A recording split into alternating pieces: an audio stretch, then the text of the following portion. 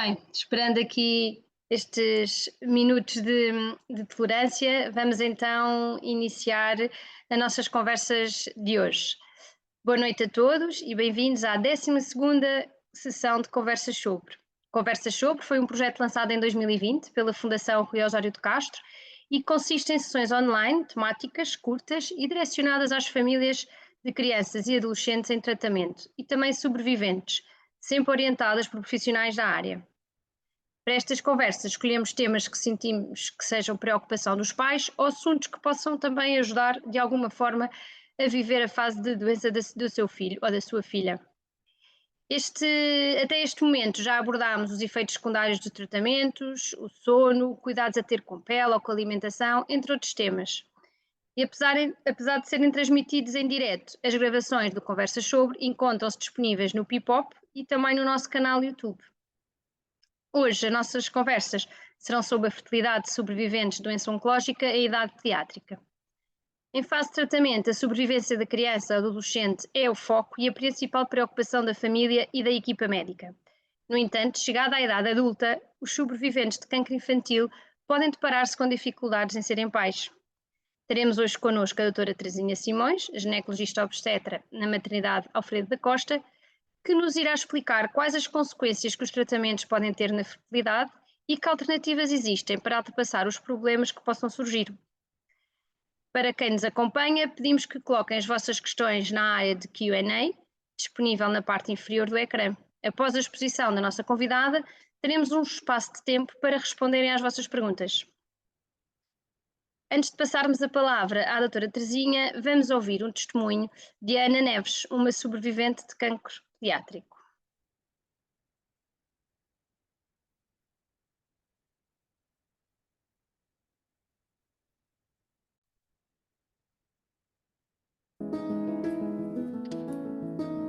Olá a todos, o meu nome é Ana Neves, sou sobrevivente de doença oncológica.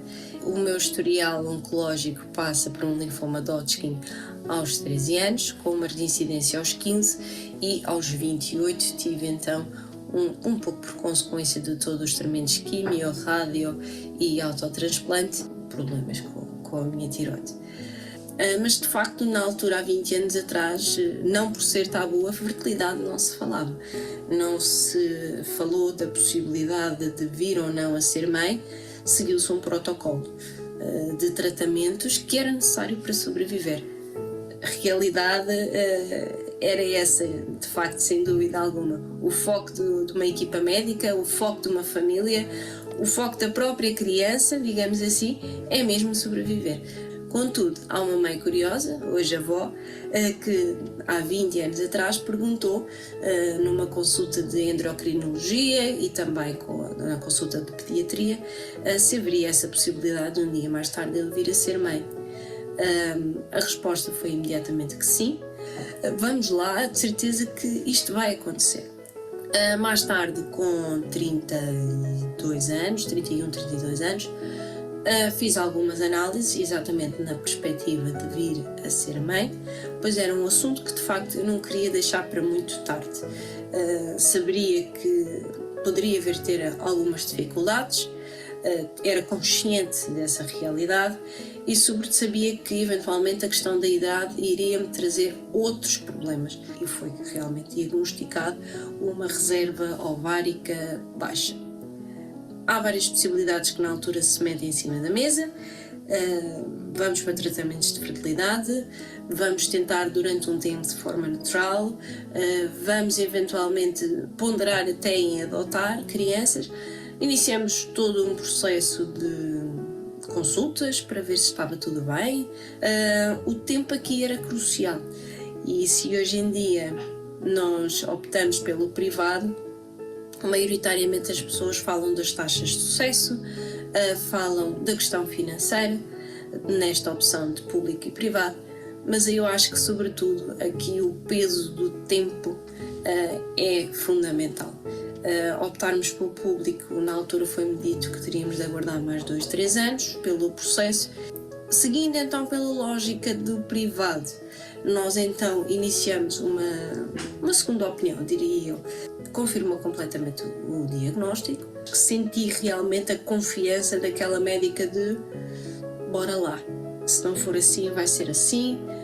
Há muitas maneiras de o ser. Durante o processo eu parei um ano, digamos assim, não iniciei logo o processo de fertilidade, pois tive por opção própria, não porque alguém me o recomendasse, mas por opção própria quis fazer também aqui um trabalho de casa. Exercício físico, uma boa alimentação, suplementação, recorri a algumas terapias, não à espera que muitas das vezes estas medicinas são colocadas em cima da mesa à espera da solução, mas talvez por um autocuidado. O processo de fertilidade, após este ano de pausa, iniciamos o processo em Braga. Fui acompanhando através de ecografias e foi detectado que teria então dois óvulos que estariam disponíveis então para fazermos uma tentativa então do processo de fertilidade. Seguimos numa questão de 24 horas, nós estávamos do Funchal em Braga. É uma espera realmente de muita ansiedade, mas também de muita esperança.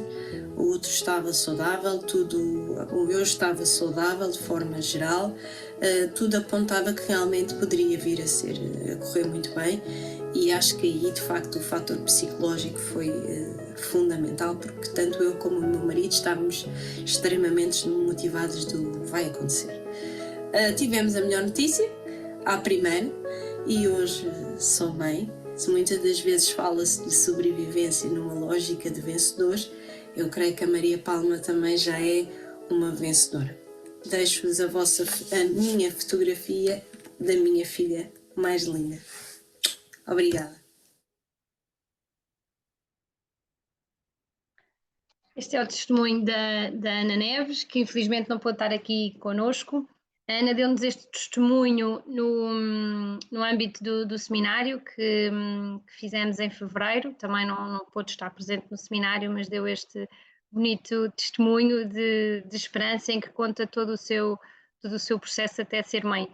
Acho que está aqui um ótimo mote para começarmos a nossa conversa. Por isso agora sim passo a palavra à doutora Teresinha, que agradeço desde já a sua presença e a sua disponibilidade. Olá, boa noite, é um prazer estar aqui convosco.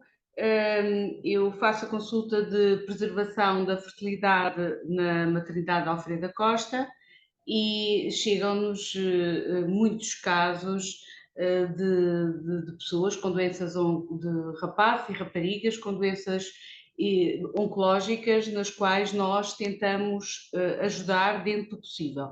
Eu vou apresentar-vos aqui uma apresentação para tentar explicar um bocadinho melhor o que é o processo de preservação da fertilidade.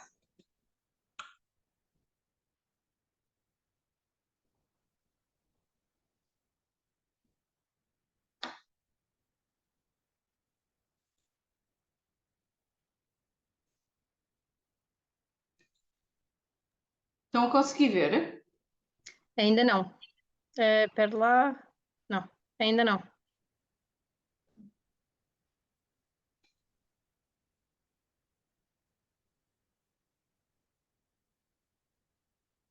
Às vezes demora um bocadinho. Aqui na seta do compartilhar. Não tem. Ah, aqui.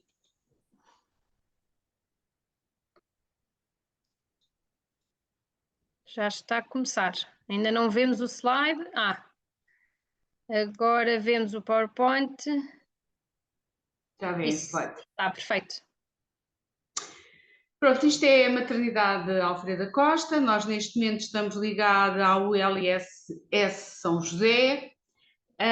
Efetivamente, isto é um serviço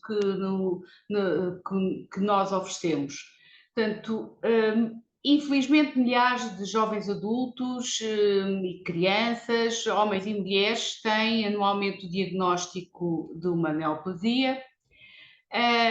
Felizmente, os progressos das terapêuticas modernas têm permitido cada vez mais a existência de sobreviventes e sobreviventes com qualidade.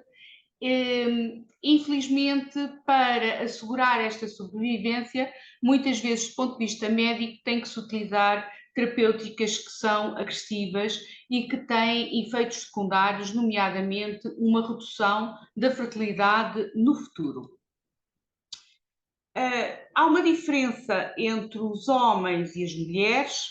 Nós, mulheres, nascemos com um número finito de ovocitos e, portanto, somos mais sensíveis a este tipo de terapêuticas.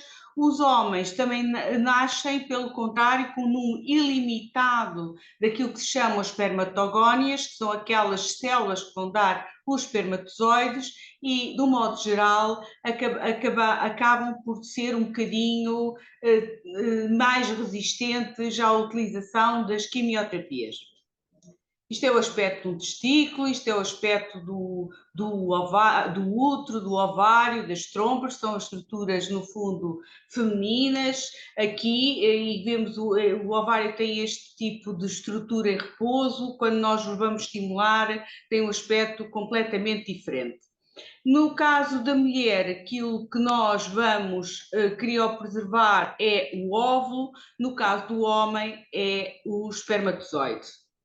Isto é no processo de fecundação natural, para terem um bocadinho a noção, em termos de tamanho, da diferença de tamanho entre o espermatozoide e o óvulo. O óvulo é uma célula muito maior e também por isso, porque é uma célula maior e com mais água, foi o processo de criopreservação do óvulo, foi um processo que foi mais difícil de conseguir, enquanto o do espermatozoide foi mais simples. Tanto a quimioterapia como a radioterapia são tóxicas tanto para o ovário como para o testículo, podendo desencadear, no caso da mulher, uma menopausa precoce ou, no caso do homem, uma falência testicular. Nem todas as quimioterapias vão ter o mesmo efeito. Felizmente, atualmente, principalmente em pessoas novas, há um cuidado de usar o mínimo de dose possível que trate a doença, mas seja como for, o efeito depende um bocadinho da sensibilidade individual e, no caso da mulher, principalmente, o fator idade é muito importante.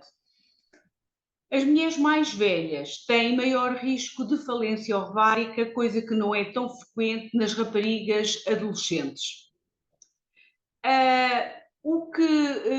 Hoje em dia sabe-se que exatamente quais são as drogas que têm um maior risco de provocar uma menopausa precoce ou uma falência testicular e sabemos quais são as medicação com menos risco e habitualmente nas doentes jovens utiliza-se efetivamente as drogas menos agressivas em termos de fertilidade.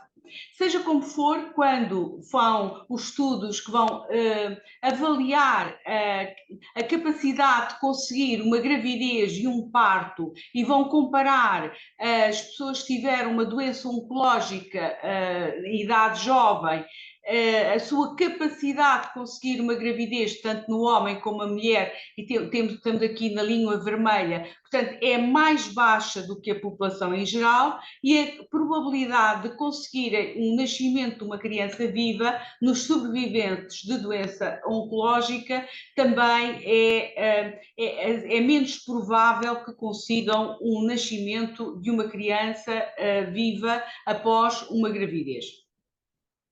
Os sobreviventes do sexo feminino sujeitos a quimioterapia e radioterapia têm cerca de 18% menos de probabilidades de serem mães. E se necessitarem de transplante medular, esta probabilidade é 46 vezes, quase metade, do que aquelas raparigas que não precisaram de transplante medular. A infertilidade, nós sabemos que o aparecimento de uma infertilidade no futuro, numa sobrevivente de uma doença oncológica, vai causar depressão e vai causar tristeza, diminuição da qualidade de vida, porque, no fundo, a maior parte de todos estes sobreviventes gostariam muito de ter filhos no futuro. A radioterapia também tem um efeito na espermatogênese. Claro que também, quanto mais alta a dose que é necessário para fazer o tratamento, maior risco daquilo que se chama azoospermia, ou seja, de o rapaz ou do homem ficar sem espermatozoides.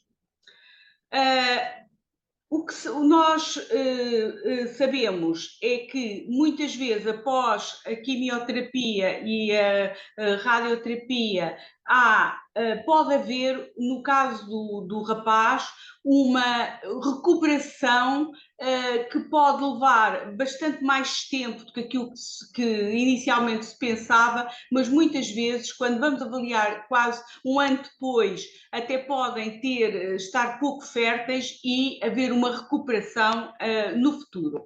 Seja como for, o que se sabe é que os sobreviventes masculinos de cancro na infância ou na adolescência têm 50% menos hipóteses de virem a ser pais, quando comparados com uma população que nunca teve doença nenhuma e nunca precisou de tratamento nenhum deste género. Quando é que devemos preservar a fertilidade?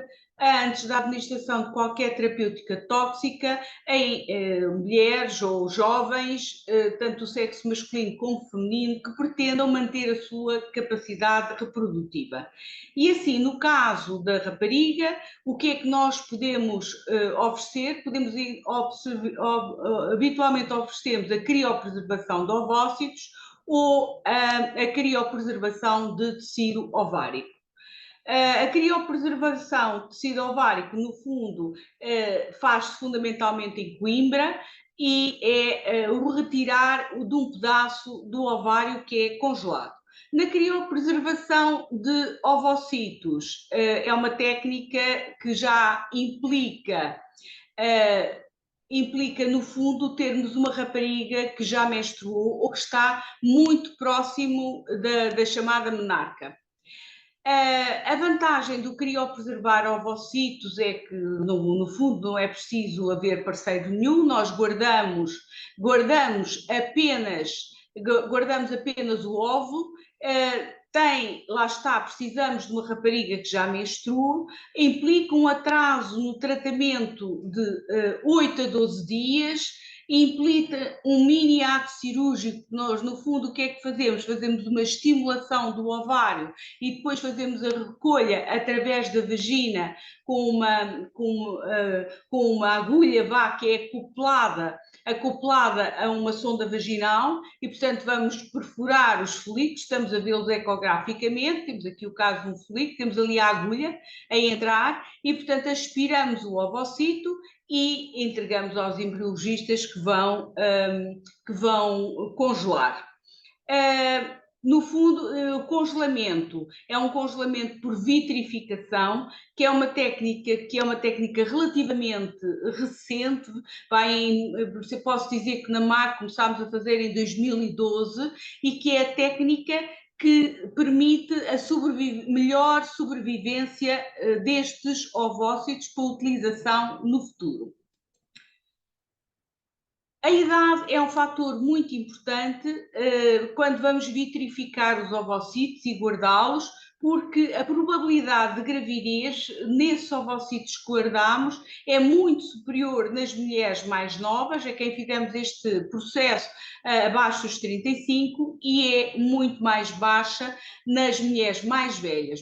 No Estado não se faz a partir dos 40 anos, porque a taxa de gravidez em ovocitos de mulheres com mais de 40 anos é inferior a 5%.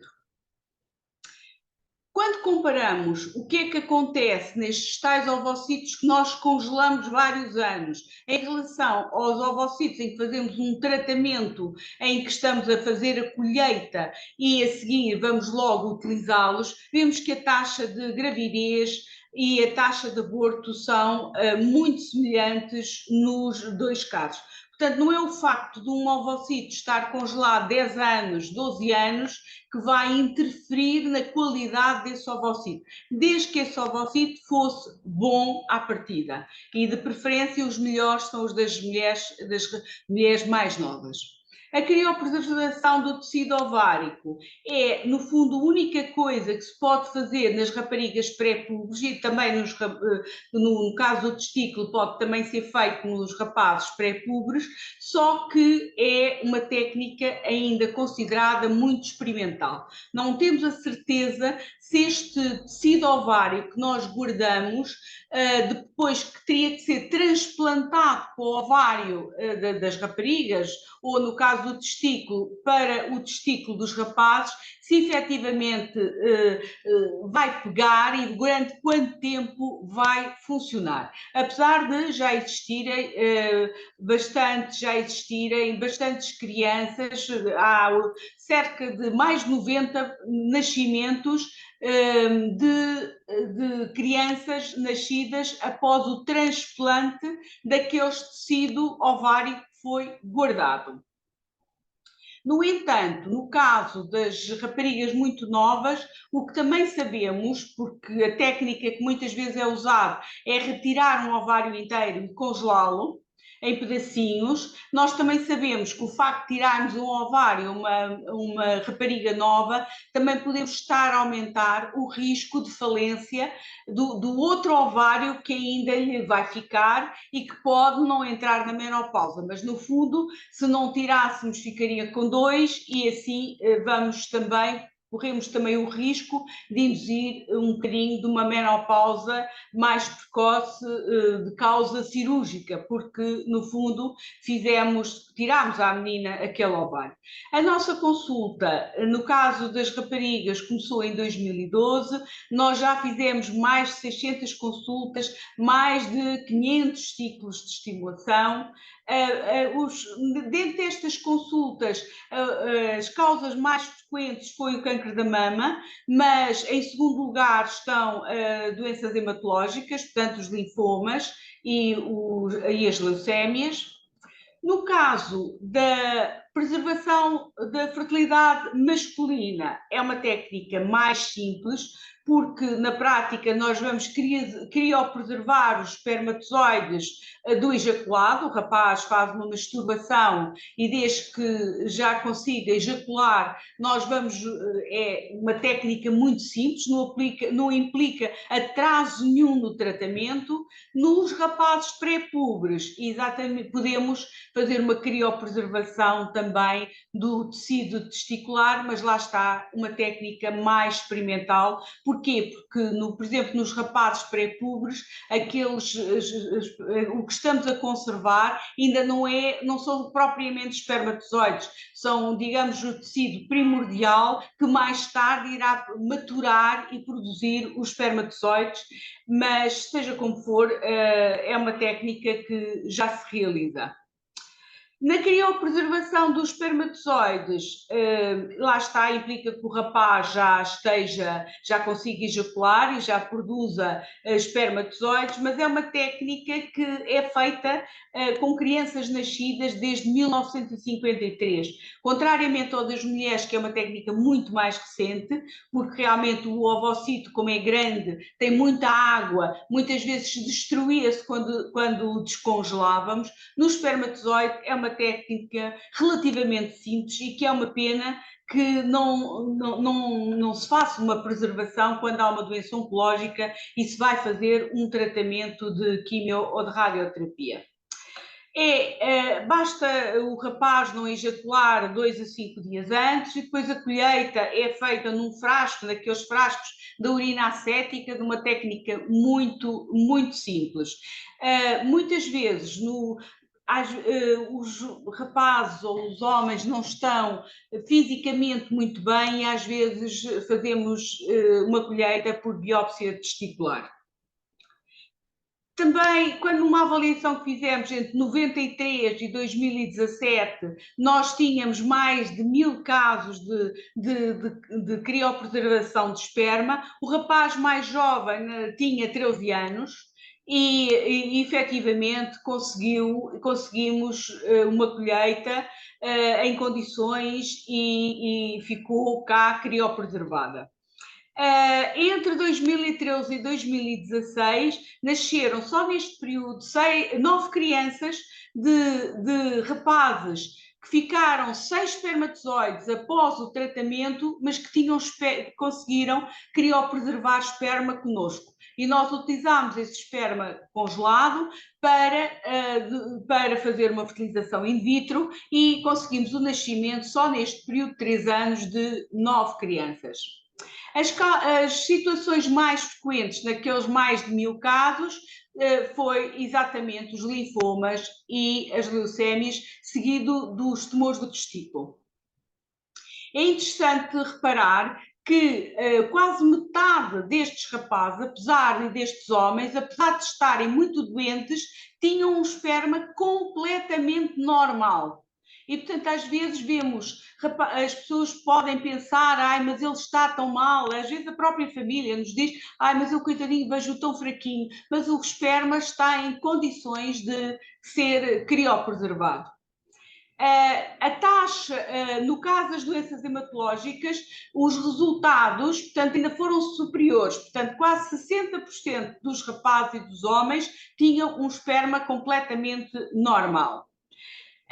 Nós o que fazemos após a criopreservação, nós oferecemos um espermograma um ano após terminar a quimioterapia para ver, no fundo, se o rapaz ficou sem espermatozoides e então mantemos a congelação do esperma, que a única coisa que tem que fazer é de 5 em 5 anos vir dizer, olha, eu continuo a querer que o esperma esteja guardado, nós temos um espaço finito, e no caso de haver uma recuperação total do esperma e haver pouco risco de recidiva da doença, vamos destruirmos as amostras e, claro, se houver uma recidiva, podemos sempre voltar a repetir o processo e a congelar.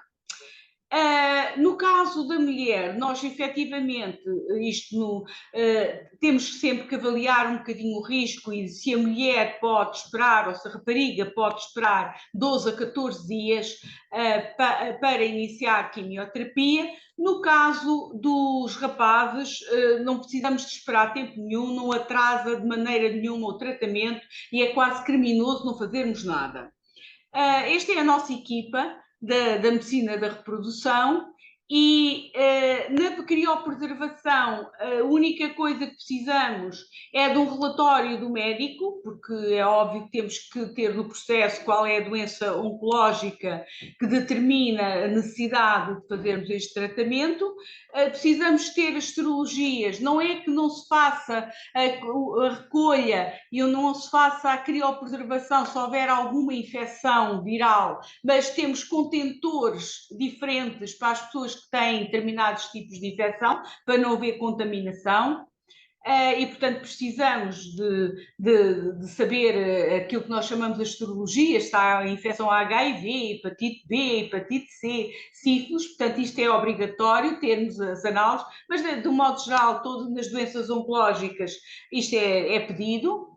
E é importante termos a noção que estes programas existem, que existem em hospitais públicos, que é completamente, que não se paga pelo tratamento, o único custo que no fundo este tratamento tem, no caso dos homens não tem custo, no caso das mulheres é os medicamentos que precisamos para estimular os ovócitos, é no fundo a medicação que tem que ser feita, que não quer dizer que muitas vezes não acabe por ficar um bocadinho dispendiosa, mas seja como for, a comparticipação do Estado é de cerca de 60% mesmo na medicação.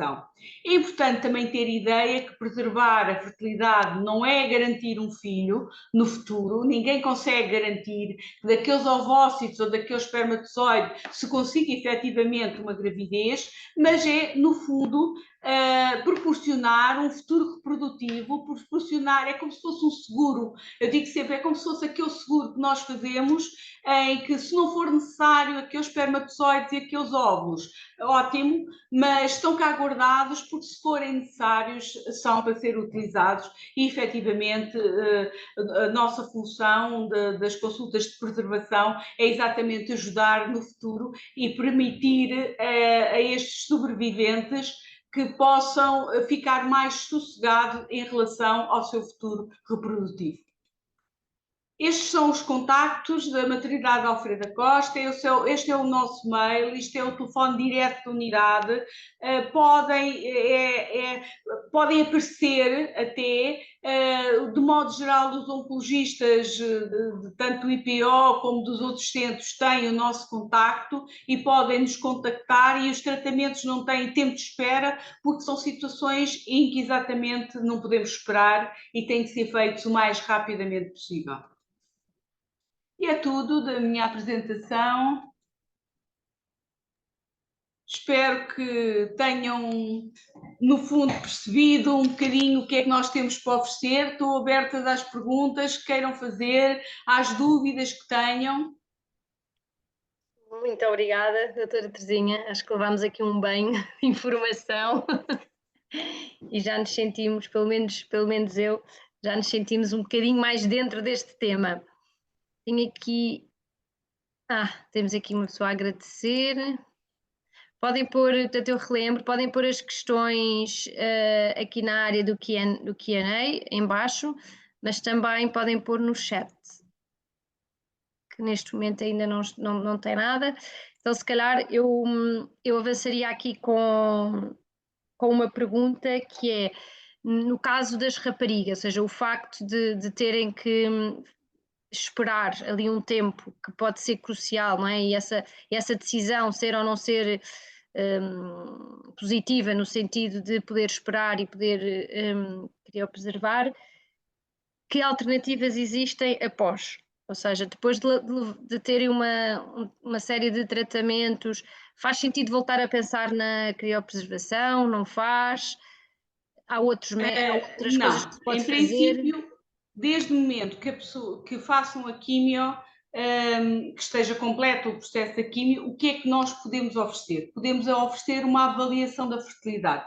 Isso às vezes nós fazemos e aparecem-nos sobreviventes de doenças oncológicas que nos aparecem quando de repente pensam nessa parte, e nós podemos dar-lhe uma noção até do seu tempo de espera. Por exemplo, imaginemos que temos uma rapariga com 25 anos, mas que teve uma leucémia com 4 ou 5 ou 6 ou 7 e quer saber como é que o seu ovário está. Nós oferecemos esse tipo de avaliação. Nós podemos fazer o doseamento da chamada hormona antimuleriana, podemos fazer umas análises e às vezes perguntam-me, olha, mas acha que eu preciso engravidar já ou ainda tenho algum tempinho de espera? Porque ainda querem, porque o emprego ainda não é o ideal, porque ainda querem estudar mais qualquer coisa, e às vezes nós fazemos esse aconselhamento. Há alturas em que eu digo, olha, eu se fosse assim, se calhar pensava que não esperava muito mais. Se tem uma possibilidade, se tem um parceiro, se tem uma possibilidade de engravidar agora, eu acho que seria mais seguro. Ou às vezes, por exemplo, fazemos as análises e está tudo completamente normal.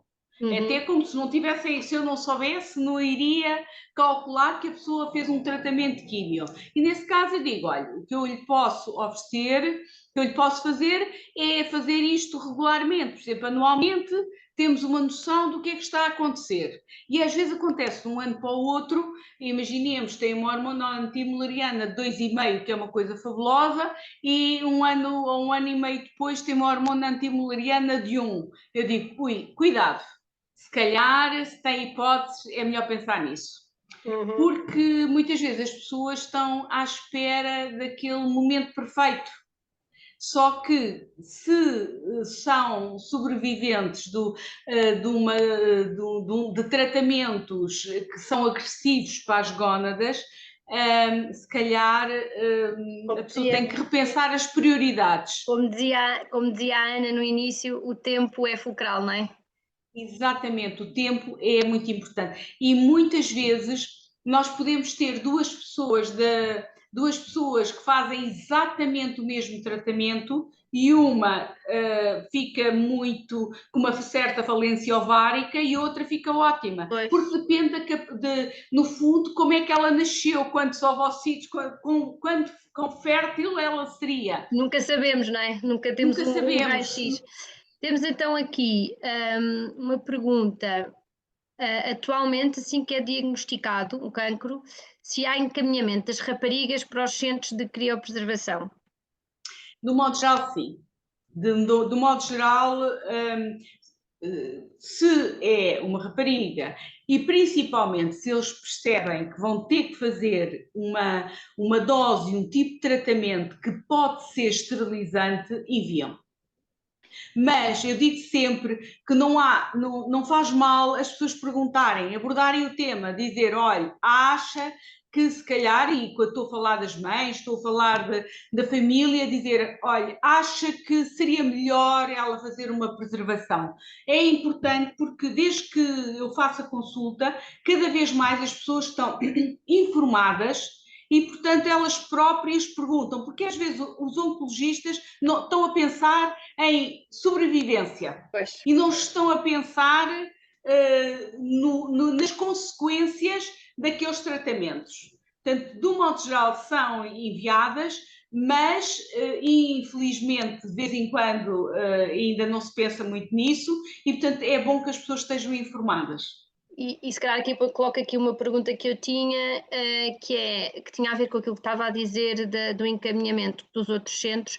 Portanto, a nível nacional, a criopreservação é feita na MAC, ou seja, qualquer criança que é encaminhada de um centro vai para... Não, há vários na Lisboa, na zona de Lisboa, fazemos nós, faz o Hospital Garcia da Horta e Santa Maria também estava a fazer. Portanto, são vários os hospitais que fazem. Depois, na região centro, por exemplo, Coimbra faz, Portanto, no norte pais também. podem ir a qualquer hospital. Desde que tenha uma consulta de um serviço de infertilidade. Pronto. Porque isto são tratamentos que só são feitos em serviços de infertilidade. Pronto, está esclarecido.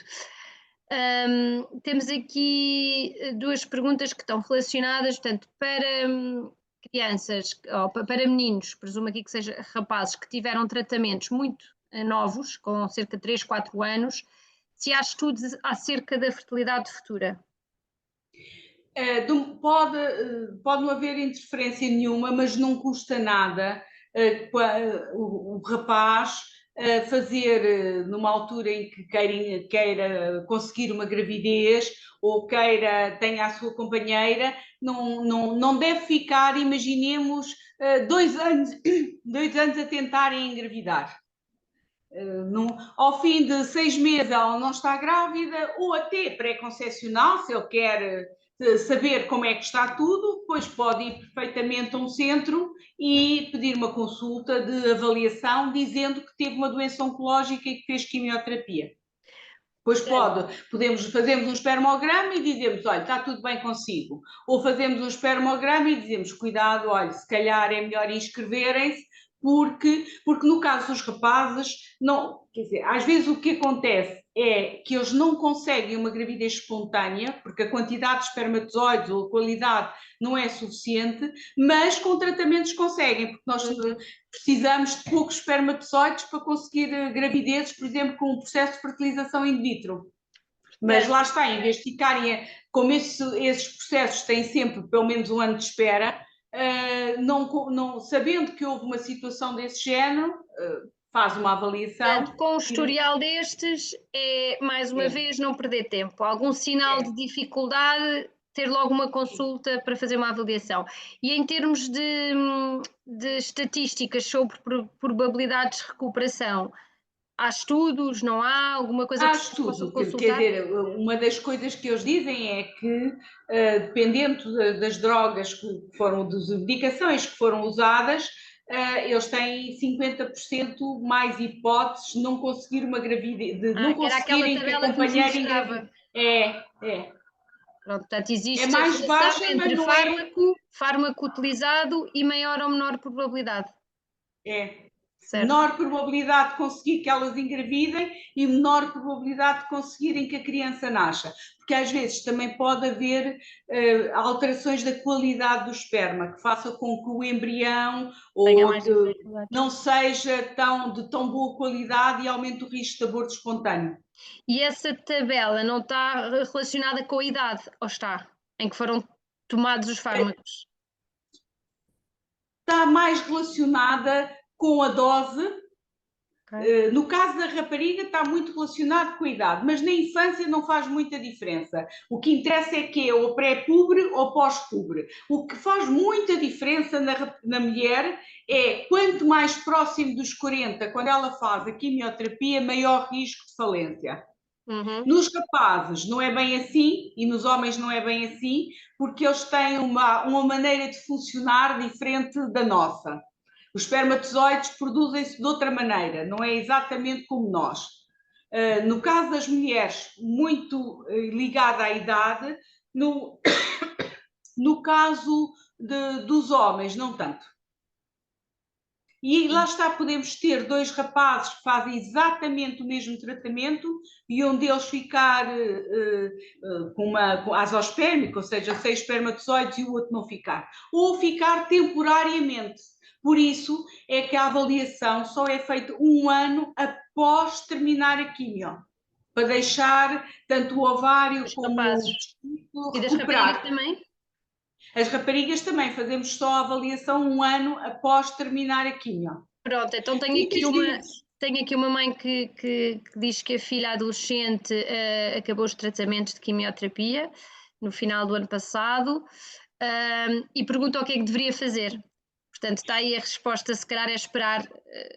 Agora é esperar e depois, se eventualmente é logo um bom sinal ela recuperar a sequência dos ciclos menstruais, que às vezes demoram quase 1 ano. Mas se a rapariga começar a menstruar todos os meses, é bom sinal. É sinal que o ovário retomou a sua função. Se vir que isso não acontece ou começa a ficar muito irregular, pode sempre vir uma consulta e ser avaliada. Mas nunca menos de 1 ano depois. Certo. Às vezes a recuperação até demora um bocadinho mais tempo.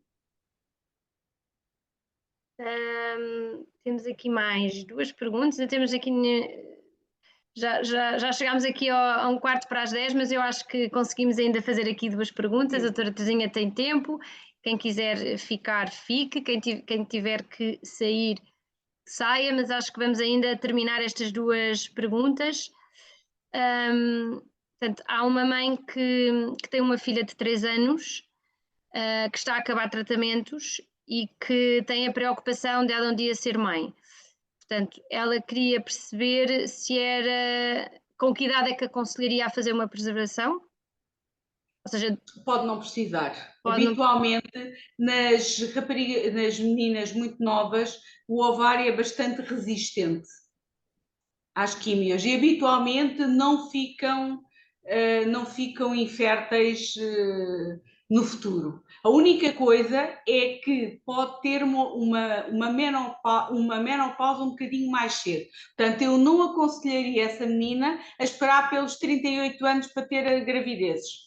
No fundo, o que essa mãe deve dizer, olha, tu tiveste uma situação deste género, portanto, aí a partir antes dos 30, se calhar tenta engravidar.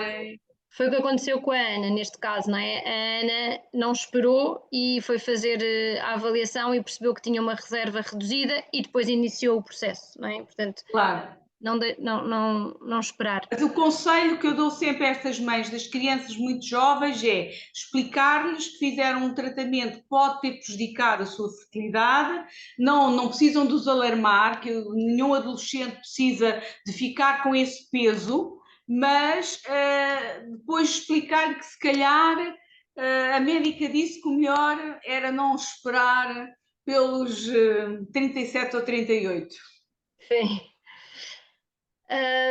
Por último, perguntam-nos mais uma vez, portanto, se é feito algum acompanhamento junto dos hospitais que fazem tratamento para alertar os pais da possibilidade de infertilização.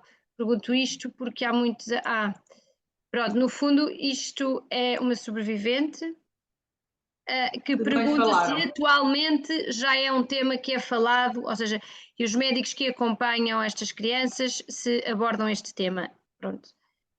Eu diria felizmente, que sim. Felizmente, eu acho que houve uma modificação. Durante anos as pessoas pensavam, ou pelo menos o que se pensava era o importante é sobreviveu, ficou curada, está bem. Portanto, isso era o importante. Eu acho que exatamente quando começou a haver muitos sobreviventes e começaram a surgir estas situações de infertilidade, foi quando foi questionado que se calhar isso era uma coisa importante para os sobreviventes.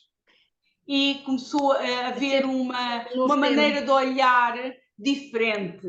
Não é só importante sobreviver, mas é importante sobrevivam com todas as possibilidades que as outras pessoas que não tiveram este azar na vida, que as outras pessoas que não tiveram, portanto, eles também têm o direito de conseguir a sua família, as suas crianças no futuro. E é interessante porque há artigos que dizem que os sobreviventes na infância têm ainda mais vontade de ser mães e pais no futuro. É engraçado que há estudos nesse sentido e, portanto, é importante hoje em dia muita termos... esperança, não é? Sim, temos essa esperança e felizmente conseguimos ajudar imenso. Que bom, doutora Teresinha, muito obrigada. Acho que vamos ter que começar a finalizar. Para quem não chegou a colocar as questões ou que possa ter questões amanhã ou quando voltar a ver aqui o webinar gravado, nós podemos fazer chegar as perguntas à doutora Teresinha, portanto enviando-nos um e-mail para info@froc.pt, nós fazemos chegar as questões à doutora Teresinha. E pronto, estamos a chegar ao fim. A Ana Neves, que deu o testemunho, teve muita pena não ter estado aqui connosco e ela também se disponibilizou a poder responder a questões pessoais e que tenham vontade de conversar um pouco com ela. Ela também deixou o seu e-mail, que eu vou pôr aqui no chat. Portanto, é anapintoneves@hotmail.com. E eu agora, como é que eu ponho aqui? Espera aí, para todos. Penso que já estão a ver. Portanto, está aqui o e-mail da Ana Neves. A gravação desta conversa será disponibilizada, como referi no início, no Pipop, no YouTube e no nosso site. Aproveito para relembrar que que é no portal que é possível encontrar a informação sobre oncologia pediátrica em diversos formatos. E a quem está do outro lado, muito obrigada por terem estado aqui connosco. Esperemos que tenham gostado e que se inscrevam também nas próximas sessões. Em setembro iremos abordar o tema da nutrição e em novembro a saúde mental dos cuidadores. Fiquem atentos às nossas redes sociais e ao site. Até breve!